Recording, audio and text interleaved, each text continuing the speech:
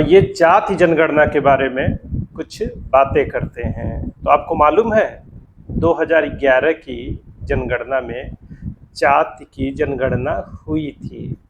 उसमें बाकायदा आर्थिक, सामाजिक, शैक्षिक स्थिति के बारे में नोट किया गया था, क्योंकि हम भी उसमें शामिल हुए थे और अच्छे खासे बिंदु थे कि आपके पास कच्चा मकान है, पक्का मकान है, शिक्षा कितनी है, कौन किस नौकरी में है, इसका भी विधिवत लेखा जोखा लिया गया था। और 2011 में किसकी सरकार थी ये भी आपको मालूम होगा, हमारे राहुल गांधी की ही सरकार थी। मतलब प्रधानमंत्री तो हमारे मनमोहन सिंह जी ही थे, लेकिन सरकार राहुल भैया की ही थी और 2014 तक उनकी सरकार थी। और जाति गणना से जुड़े आंकड़े इतने सालों तक इन्होंने प्रकाशित नहीं किए और इसके बाद 2014 में मोदी सरकार आ गई और उसने भी नहीं प्रकाशित किए। अब क्यों नहीं प्रकाशित किए, इसका जवाब तो इन्हें ही देना चाहिए, जो कि लगातार जाति जनगणना की मांग कर रहे हैं और उनको ये लग रहा है कि जाति जनगणना के माध्यम से ही वह सत्ता में वापसी कर सकते हैं, वह भी ओबीसी वोट बैंक उनको सत्ता में वापस ले आएगा। पर हाय रे बुद्धि, क्या कहा जाए। अरे भैया, आपको मालूम है आपके पापा ओबीसी आरक्षण का सबसे ज़्यादा विरोध कर रहे थे।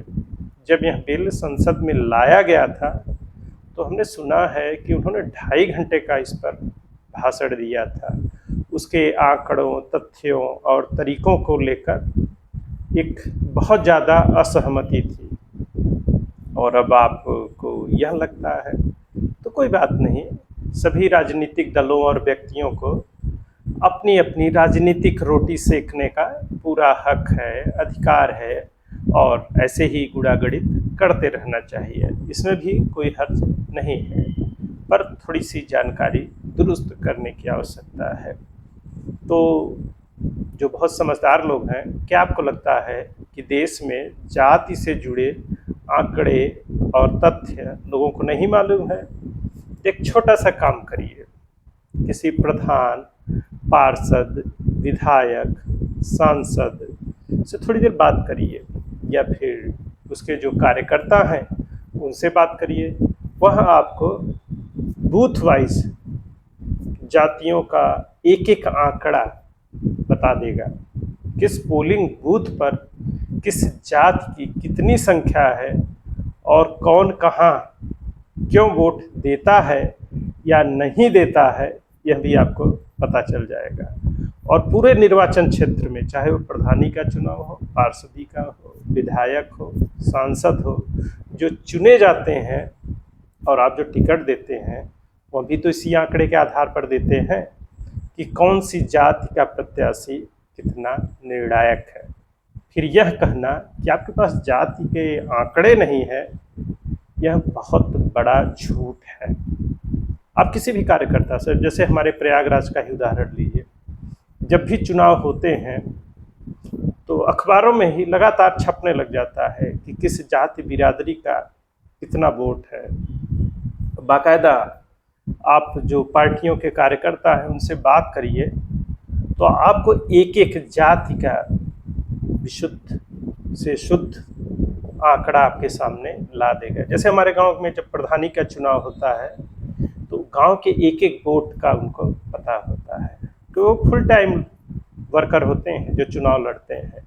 कौन सी जाति, कौन सा परिवार कहाँ वोट दे रहा है, सब पहले से पता होता है। तो आप भी सोच लीजिए कि जाति के आंकड़े कैसे क्या चल रहे हैं।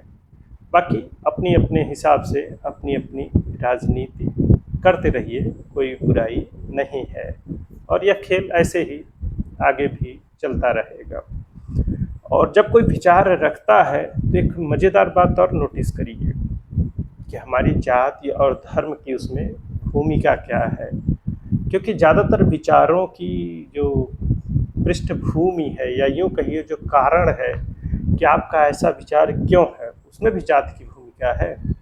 तो किसी पार्टी का, किसी व्यक्ति का, किसी विचारधारा का कोई समर्थन या विरोध कर रहा है तो ज़रा बारीकी से उस पर गौर करिए कि वह क्यों कर रहा है। तो आप पाएंगे कि उसमें उसकी जात की भूमिका है। तो जब जात की बात करते ही हैं तो जब भी कहीं बात करिए, मीडिया वाले खास तौर से उन्हीं को सलाह है कि पूछिए आप किस जाति के हैं।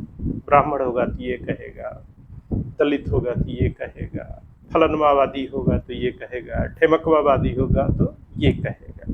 तो उसके विचार में, या फिर आप बड़े पत्रकारों को देखिए, वो किसी खास संगठन से जुड़े लोग होते हैं जो एक खास तरह का एजेंडा लगातार चला रहे हैं।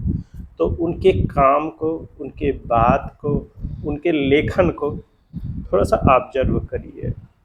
2 4 6 10 साल के उनके काम को देखिए, या आजकल तो सोशल नेटवर्क ज़माना है तो 10 20 50 वीडियो उनके देख लीजिए। तो लगातार एक पक्ष में एक तरह का नरेटिव गढ़ने की कोशिश हो रही है।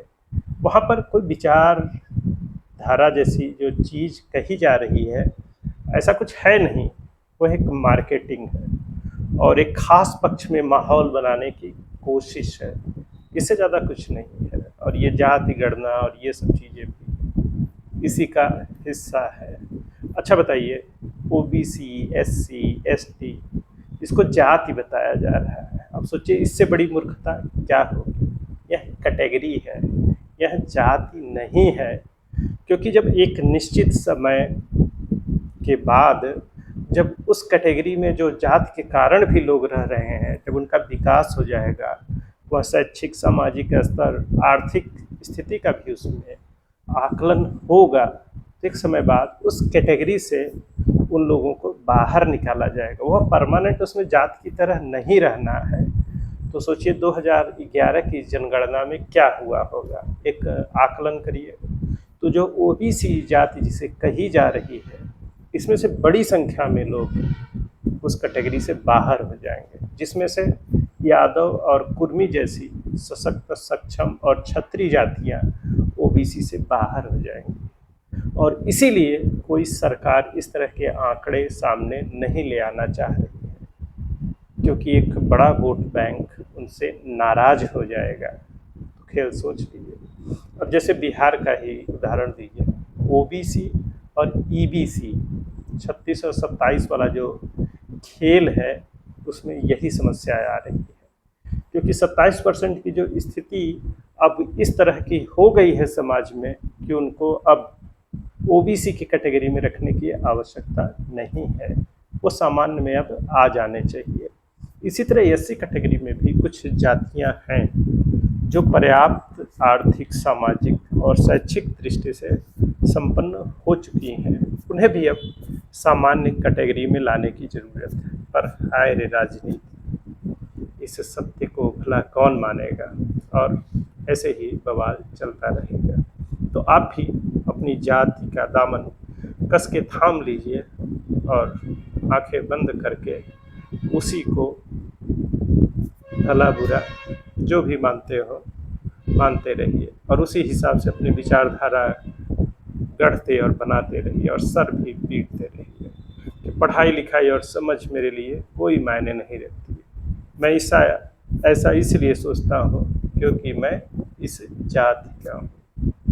चलिए, जातिवाद जिंदाबाद, क्योंकि यही राजनीति का सबसे बड़ा खेल और मजबूत साधन है सत्ता में आने के लिए। तो अभी की बात को विराम देते हैं। जय हिंद, जय भारत, वंदे मातरम।